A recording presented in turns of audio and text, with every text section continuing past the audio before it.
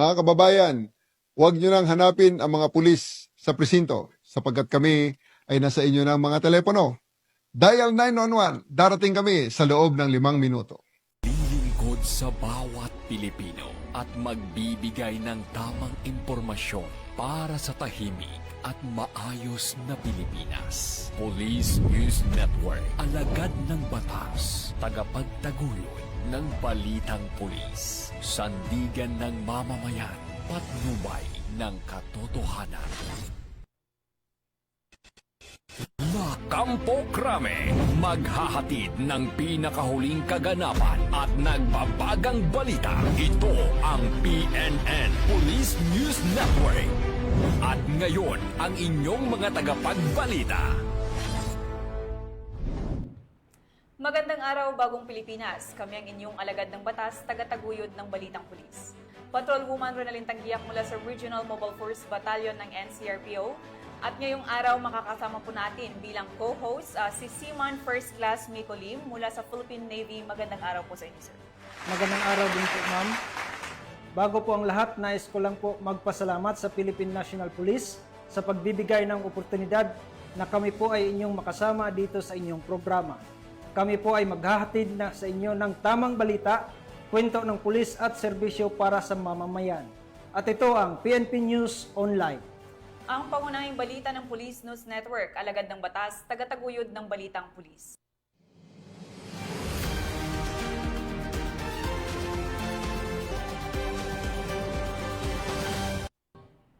Narito ang mga balitang dapat niyong abangan.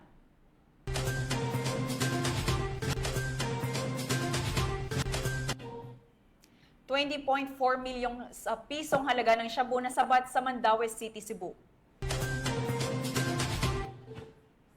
11 miyembro ng Bangsamoro Islamic Freedom Fighters formal nang nagbalik loob sa pamahalaan. At sa mga dayuhang sangkot sa kidnap for ransom na aresto ng PNP Anti-Kidnapping Group.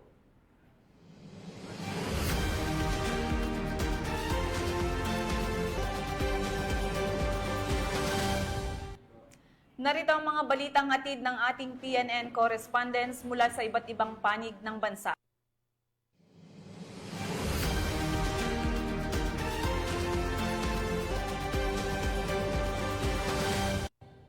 Simulan natin ang balita mula sa bahagi ng Luzon.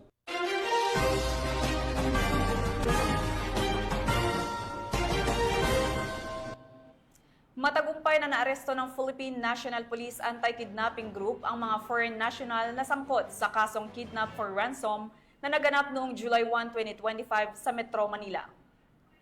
Sa isinagawang press briefing sa Camp Crame, inihayag ni PNP Chief Police General Nicholas Torre III na nasakote ang mga sospek sa isang follow-up operation na isinagawa sa lalawigan ng Batangas.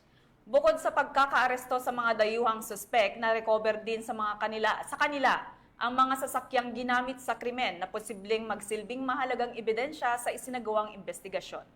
The Philippine National Police today is here to report the successful resolution of a kidnap ransom case involving a foreign national who was abducted under the pretense of a vehicle transaction. The incident took place last July 1, 2025 in Metro Manila, and based on our investigation, it became clear that the kidnapping was premeditated and carried out by an organized group composed of both foreign and local individuals. The victim, who was assisting a relative in a supposed car sale, met with the individuals who turned out to be the part of the kidnapping operation, and after gaining the victim's trust, they took control of the vehicle and demanded a large sum of money from the family in exchange for the victim's release. Once the incident was reported, the PNP immediately activated our anti-kidnapping action team and launched a coordinated effort with other law enforcement units. Over several days, we conducted surveillance, intelligence build-up, and interagency coordination. And on July 13, after days of negotiation and follow-up operations, our team successfully rescued the victim in Batangas and arrested several suspects. Follow-up pursuit operations led to the apprehension of more individuals in different locations, including Metro Manila and Cavite, and the recovery of multiple vehicles linked to the operation. We are currently preparing the appropriate charges against all those involved, and our initial assessment points And our initial assessment points to a highly organized group that may also be linked to other similar incidents in the past. This case serves as a strong reminder of the importance of immediate reporting, community cooperation, and sustained vigilance to those who continue to operate criminal enterprises in our country. Know that the PNP is fully committed to tracking you down and holding you accountable. To our law-abiding citizens and partners in the private sector, we thank you for your continued trust and support. The safety of our communities remains our top priority, and we will remain relentless in our mission to protect. Maliwanag ito na produkto ito ng early reporting. May cooperation ka agad ang biktima.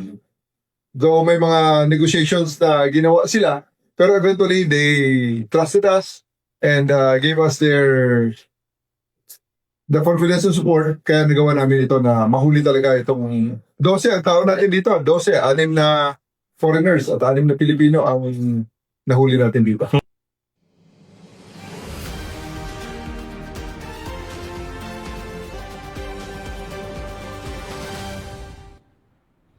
Nasa kote ang 3 high-value individuals sa isinagawang bypass operation matapos makumpiskahan ng mahigit 600,000 pisong halaga ng shabu sa Sasmuan, Pampanga.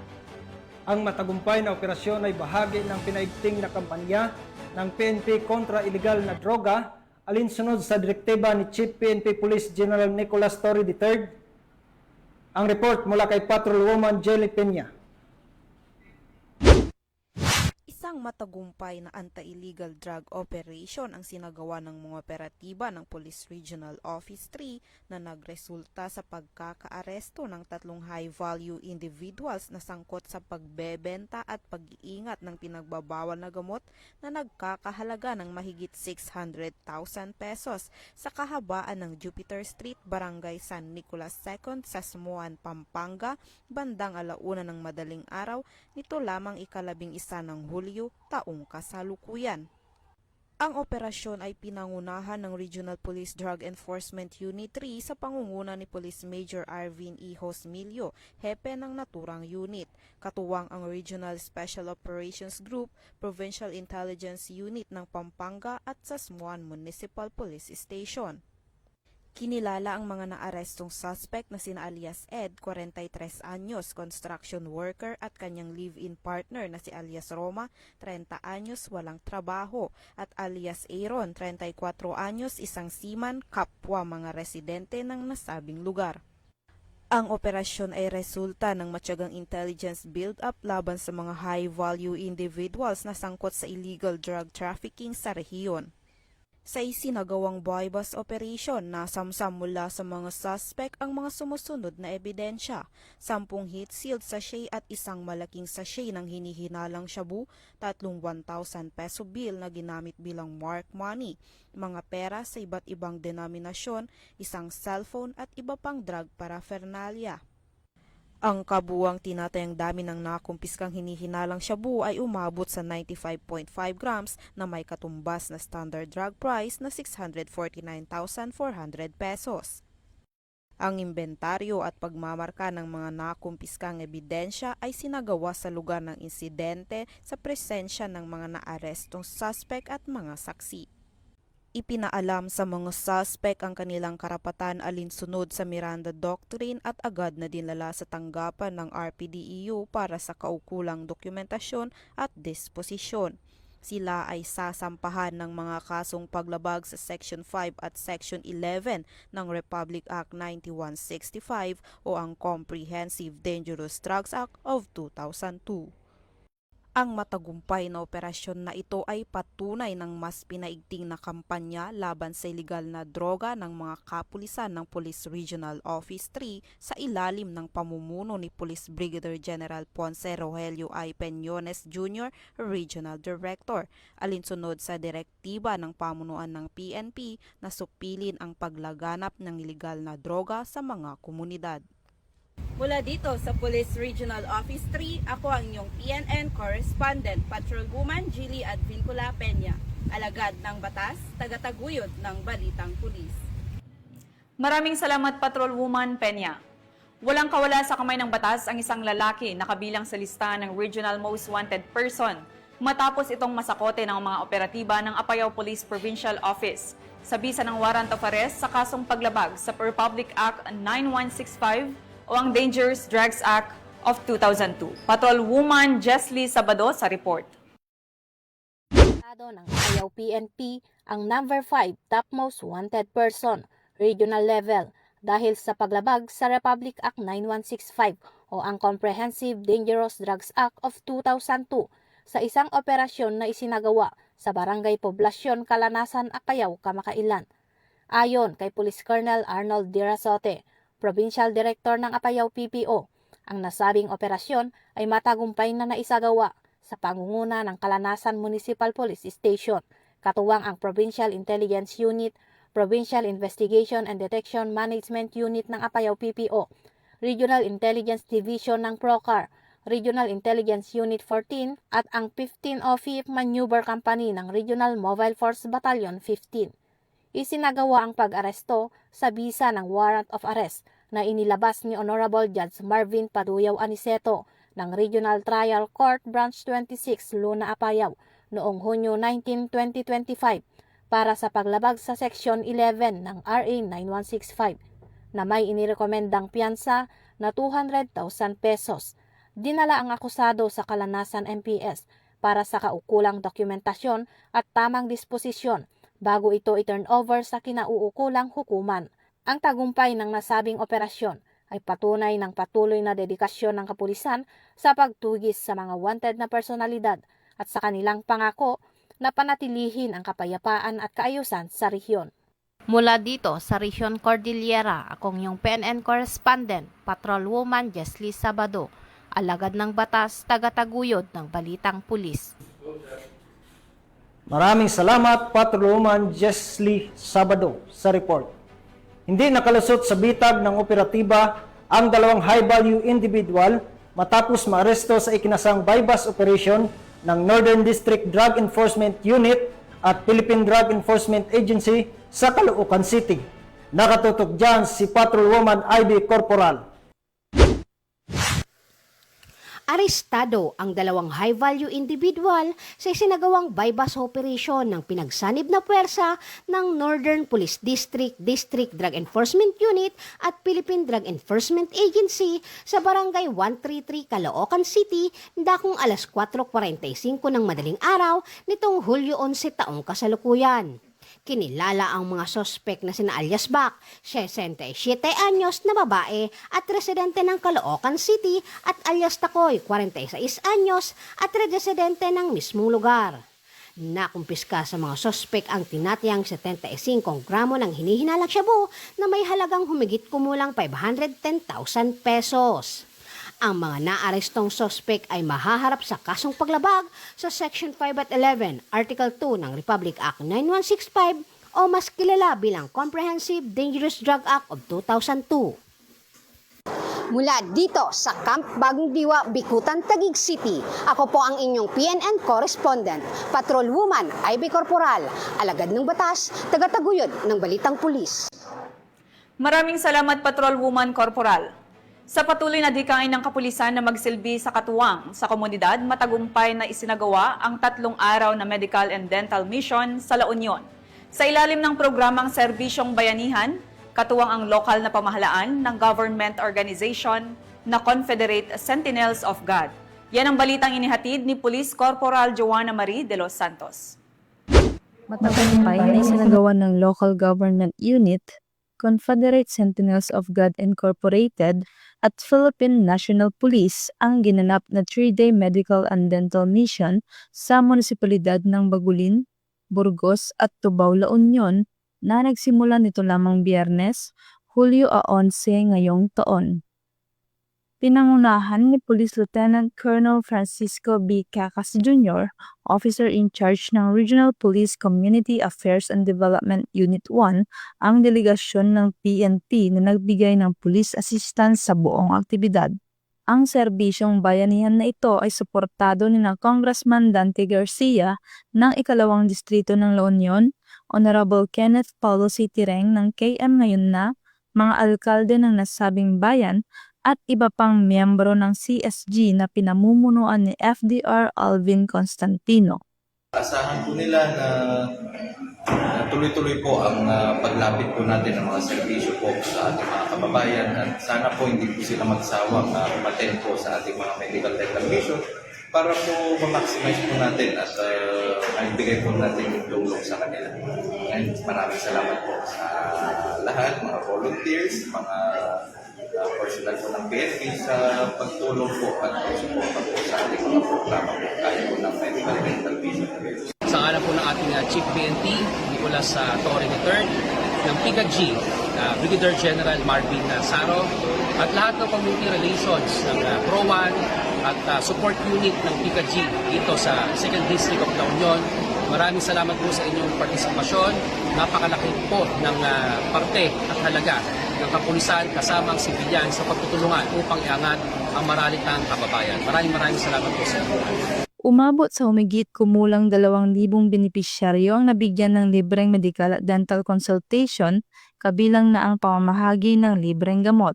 Yaman mi ko na po sa kasla nagayatan na po sa ito nga in may kayo to nga may tumulong kadagiti patanaw da kami dito sulsulino kabanbantayan manmanuti ka kasi nga kanang di ko na kon nalabit pagayatan ni Apo Diyos ngayon. Turong na kayo dito nga may tumulong kadagiti kada kami ito nga kaadwan natin nakakaasit ipanagbiag na.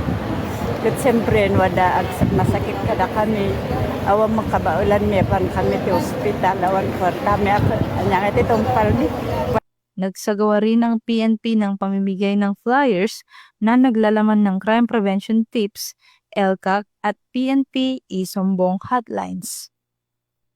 Naging makabuluhan ang naturang aktibidad na nagtapos kahapon araw ng Linggo. Isang patunay na sa tulong ng pagtutulungan ng pamahalaan, pulisya at mga pribadong grupo na ihahatid ang serbisyong tunay at may malasakit para sa bayan. Mula dito sa Ilocos Region, ako ang inyong PNN correspondent, Police Corporal Joanna Marie N. de los Santos, alagad ng batas, tagataguyod ng Balitang Pulis. Maraming salamat Police Corporal de los Santos. Tunghayan naman natin ang balita mula sa Visayas.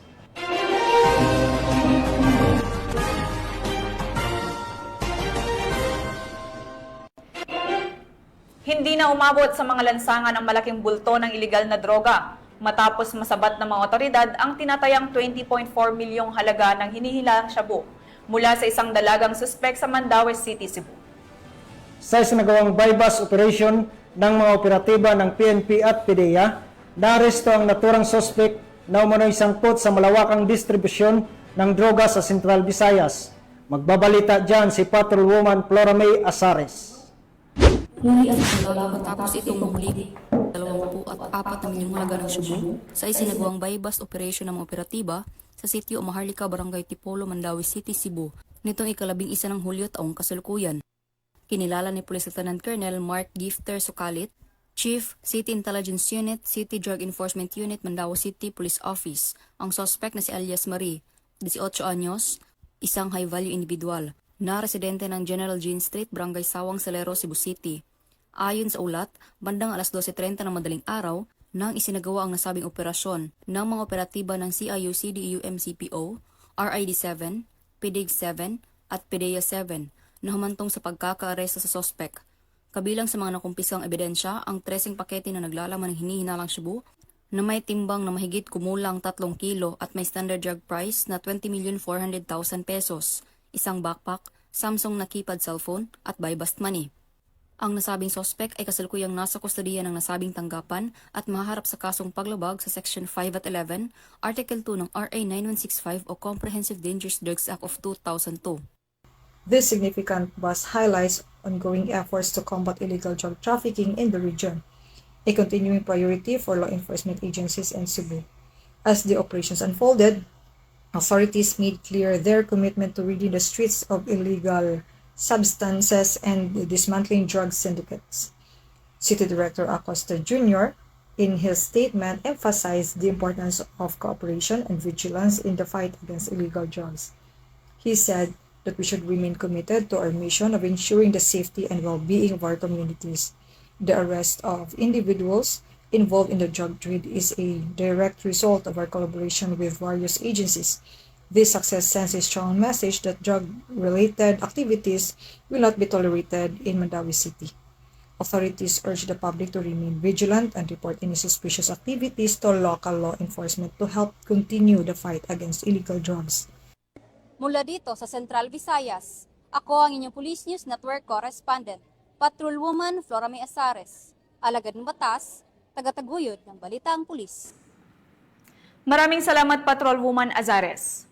Sa tuloy-tuloy na pagpapatupad ng kampanya kontra iligal na droga, matagumpay na nasabat ng mga otoridad ang tinatayang 2.7 milyong pisong halaga ng hinihilalang shabu, kasamang ilang armas sa isinagawang buy-bust operation sa Gabatuan, Iloilo.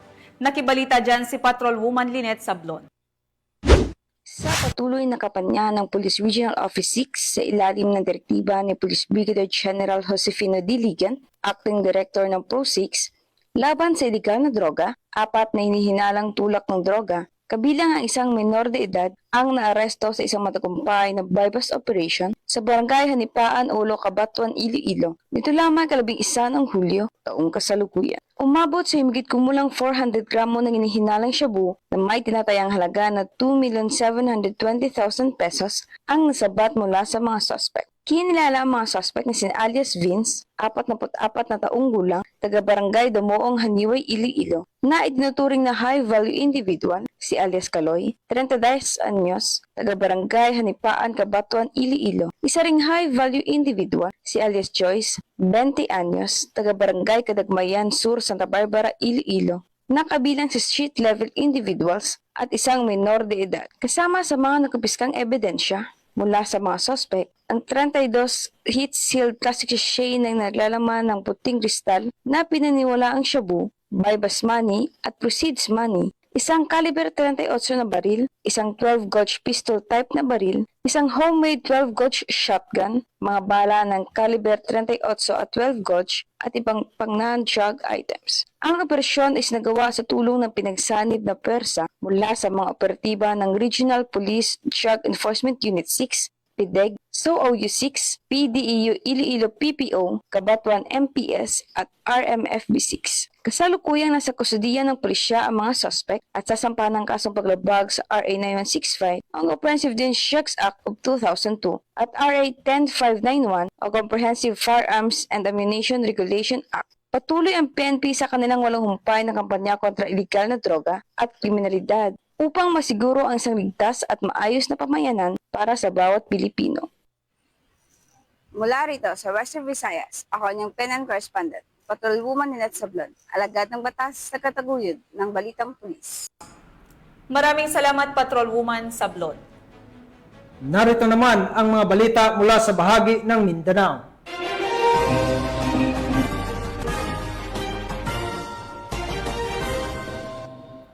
Isang makasaysayang hakbang tungo sa kapayapaan ang nasaksihan sa Maguindanao del Sur ng 11 dating miyembro ng Bangsamoro Islamic Freedom Fighters ang formal na nagbalik loob sa pamahalaan. Sa harap ng mga opisyal ng militar, pulisya at lokal na pamahalaan, isinuko ng mga dating rebelde ang kanilang mga armas bilang sagisag ng kanilang pagtalikod sa armadong pakikibaka. Tinutukan yan ni Patrolwoman Angela Bandarlipi. Voluntaryong sumuko ang 11 aktibong miyembro ng Bangsamoro Islamic Freedom Fighters, bungos faction sa pamahalan sa Datu Saudi Ampatuan, Maguindanao del Sur nito lamang Hulyo taong kasalukuyan.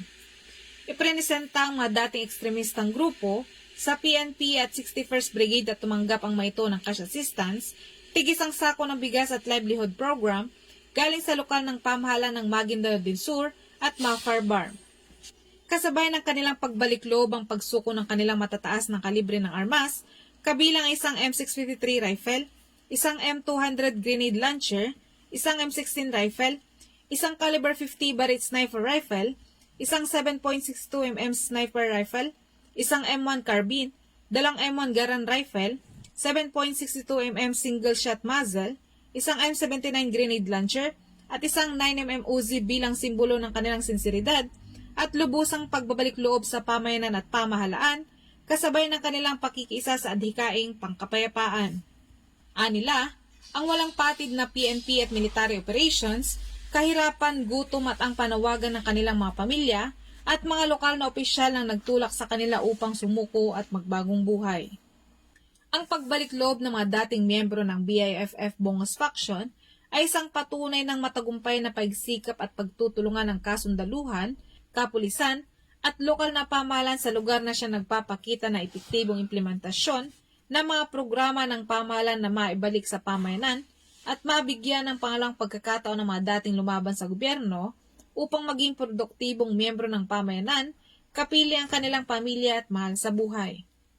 Ang himpilan ng kapulisan at kasundaluhan ay laging bukas para sa mga kapatid natin na nais magbalik loob sa pamahalaan. Ang pagbibigay ng pangalawang pagkakataon sa mga dating rebelde na muling maging bahagi ng ating lipunan ay isang mahalagang hakbang tungo sa pangmatagalang kapayapaan at kaunlaran ng ating komunidad. Patuloy tayong nananawagan sa mga kababayan nating patuloy sa pagtahak ng maling landas na ang iyong mga kapulisan at kasundaluhan ay bukas para kayo ay tanggapin at suportahan sa iyong napipintong pagbabalik loob at maging bahagi ng mapayapang pagbabago sa riyon. Mula rito sa Riyon ng Bangsamoro, ako ang iyong Police News Network Correspondent, Patroluman Angela Bandarlipe, alagad ng batas, tagataguyod ng Balitang Pulis. Maraming salamat, Patrolwoman Bandarlipe. Isang ginang na itinuturing newly identified drug suspect ang naresto ng mga kapulisan sa isinagawang bypass operation sa Misamis Occidental. Ang detalye ng report mula kay Patrolwoman Danessa Berdot. Tiklo ang isang newly identified drug suspect sa kinasang drug bypass operation ng mga operatiba ng Police Drug Enforcement Unit Misamis Occidental at Osamis City PNP sa Barangay Dolores, Clarido, Osamis City, Misamis Occidental. Nilala ni Police Major Alvin Tamayo, officer in charge ng Clarion MPS, ang drug suspect na si alias Blandi, babae may asawa at residente ng nasabing lugar. Napalit niya.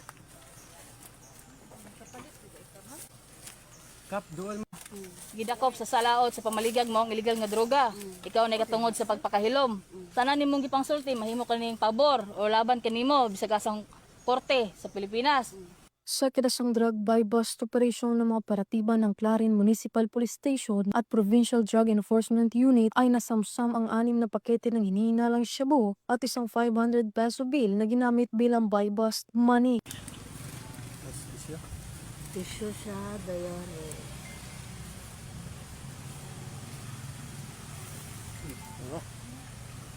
Isa. Tulo. 4. 5. 6. Ang suspect ay nahaharap sa kasong paglabag sa RA 9165 o Comprehensive Dangerous Drugs Act of 2002.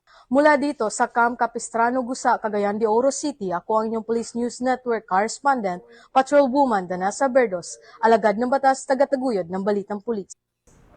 Maraming salamat, Patrolwoman Berdos. Timbog ang isang lalaki matapos makumpiskahan ng shabu at baril sa ikinasang operasyon ng mga otoridad sa Panabo City. Alamin ang iba pang impormasyon mula kay Patrolwoman John Marie Joy Rupin. Isang lalaki na kinilalang si alias JR, 34 anyos, matapos ang operasyon na isinagawa ng Panabo City Police Station noong Hulyo 11 taong kasalukuyan, katuwang ang 2nd Davao Norte Provincial Mobile Force Company at sa koordinasyon ng Philippine Drug Enforcement Agency Region 11. Nakumpiska ng mga otoridad ang tinatayang 20,900 pesos, halaga ng hinihinalang shabu at isang 38 caliber revolver at mga gamit na umano'y ginagamit sa pagtutulak ng iligal na droga. Ang suspek ay maharap sa kasong paglabag sa Republic Act 9165 o Comprehensive Dangerous Drugs Act of 2002 at Republic Act 10591 o Comprehensive Firearms and Ammunition Regulation Act, ayon kay Police Lieutenant Colonel Dexter R. Cuevas, officer in charge ng Panabo City Police Station. Malaking hakbang ito laban sa iligal na droga sa lungsod. Gayunpaman, binigyang diin ng mga otoridad na ang tagumpay ng kampanya kontra droga ay nakasalalay hindi lamang sa aksyon ng kapulisan, kundi pati na rin sa aktibong pakiisa ng bawat mamamayan. Mula dito sa Police Regional Office 11, ako ang inyong PNN correspondent, Patrolwoman June Mary Joy Rupin, alagad ng batas, tagataguyod ng Balitang Pulis. Maraming salamat, Patrolwoman Rupin. At para sa uling balita, mahigit 100,000 pisong halaga ng shabu ang nasabat ng mga operatiba ng PNP sa magkahiwalay na buy-bust operation na isinagawa sa lungsod ng Bayugan, Butuan. Narito ang report mula kay Patrolwoman Kay Francisco.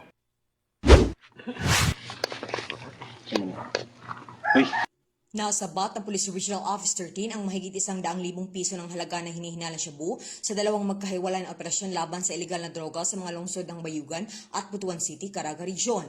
Unang isinagawa ang operasyon sa Barangay Taglatawan, Bayugan City, Agusan del Sur, bandang alas 3:30 ng madaling araw nitong Hulyo 11 sa isinagawang buy-bust operation ng Bayugan City Police Station na aresto ang suspect na si alias Longlong, 27 taong gulang at residente ng nasabing lugar. Nasamsam mula sa kanya ang 14 na sachet na hinihinalang shabu na tumitimbang na mahigit 7 gramo at may tinatayang halagang 53,000 piso. Nakuha rin ng 1,000 pisong ginamit bilang marked money. Kasunod ito, dakong alas 4:21 ng madaling araw ay nagsagawa rin ng buy-bust operation ang mga tauhan ng Butuan City Police Station 2 sa Barangay Fort Puyuhan, lungsod ng Butuan City. Naaresto ang suspect na si Alias Dio, 40 taong gulang at residente ng Barangay Maog sa nasabing lungsod. Nakumpiska mula sa kanya ang 10 gramo na hinihinalang shabu na tinatayang nagkakahalaga ng 68,000 piso. Nakuha rin ng isang itim na sling bag, isang kulay kapeng coin purse, 500 pisong marked money, isang timbangan, isang cellphone at isang improvised na gamit na water pipe. Ayon kay Police Brigadier General Christopher N. Abrahano, Regional Director ng Police Regional Office 13, ay patuloy na maigting na kampanya pang tuluyang sugpuin ng pagkat ng iligal na droga at mapalaya ang rehiyon ng Caraga mula sa impluwensya nito. Ang mga naarestong suspect ay kasalukuyang nasa kustudiya ng mga otoridad at mahaharap sa kasong paglabag sa Republic Act 9165 o mas kilala bilang Comprehensive Dangerous Drugs Act of 2002. Mula rito sa rehiyon ng Caraga, ako ang inyong Police News Network correspondent, Patrolwoman Kay Francisco, alagad ng batas, tagataguyod ng Balitang Pulis. Maraming salamat, Patrolwoman Francisco. At yan ang mga balitang nakalap ng ating PNN correspondents mula Luzon, Visayas at Mindanao. At bago po tayo magtapos, nais naming ipahatid ang aming taus-pusong pasasalamat sa Public Safety Mutual Benefit Fund Incorporated o ang PSM-BFI para sa kanilang patuloy na suporta sa mga programa ng PNP. At ang patunay po dito ay ang kaninang umaga lamang ay formal nilang isinagawa ang turnover ng isang audio mixer na tiyak na mapapakinabangan dito sa studio. Once again, thank you po and God bless po sa inyo. Siyempre, hindi rin namin makakalimutang pasalamatan ang kasama natin ngayon na si Seaman First Class DL Miko Lim, Philippine Navy. Baka po may gusto kayong pasalamatan. Yes ma'am, maraming salamat po. Thank you din po ma'am. Gusto po naming batiin ang aming Flag Officer in Command na si Vice Admiral Jose Ma Ambrosio Q. Espeleta, Philippine Navy. At ang aming Commander ng SIMUG PN na si Captain Gregory Gerald B. Pabic, Philippine Navy GSC. At ang aming Deputy Commander ng SIMUG PN, si Colonel Nelo Hapson, Philippine Navy Marines GSC. At ang aming Acting Chief of Staff and at the same time ang Commandant ng SEMO School ng SIMUG PN, si Commander Lady Chatterley Alvaro Sumbiling, Philippine Navy. At sa lahat po ng estudyante ng Journalist Advanced Specialization Course Class 03-25, magandang umaga po sa ating lahat. Thank you, sir. Nais ko ring batiin ang aming Regional Director, Police Major General Anthony Abeliada Aberin, at syempre ang aming Force Commander, Police Colonel Celso M. Rodriguez. Hindi ko rin po makakalimutan ang aming Chief BICAS, Police Major Jefferson P. Sadang. Sa ngalan ng pamunuan ng Philippine National Police sa pangunguna ng PNP Chief, Police General Nicolas Torre III at sa pamumuno ni President Ferdinand Bongbong Marcos Jr. Kami ay maglilingkod sa bawat Pilipino at magbibigay ng tama at balanseng balita. At kami po ay muling nagpapaalala na huwag po nating hanapin ang mga pulis sa mga presinto sapagkat kami po ay nasa inyong mga telepono. Dial 911, darating kami sa loob ng 5 minuto. Dahil sa bagong Pilipinas, ang gusto ng pulis, ligtas ka. Mula rito sa tanggapan ng tagapag-ugnay ng pambansang pulisya, kami ang inyong alagad ng batas, tagataguyod ng Balitang Pulis. Patrolwoman Ronalyn Tanggiak mula sa Regional Mobile Force Battalion ng NCRPO. At ako naman si Seaman First Class Journalist Miko P. Lim, Philippine Navy, maghahatid ng tamang balita, kwento ng pulis at serbisyo para sa mamamayan.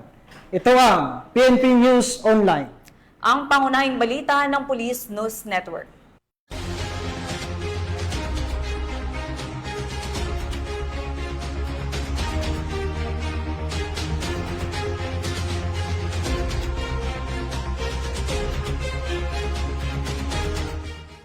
Police News Network, alagad ng batas, tagapagtaguyod ng balitang pulis. Mga kababayan, huwag nyo nang hanapin ang mga pulis sa presinto sapagkat kami ay nasa inyo ng mga telepono. Dial 911, darating kami sa loob ng 5 minuto.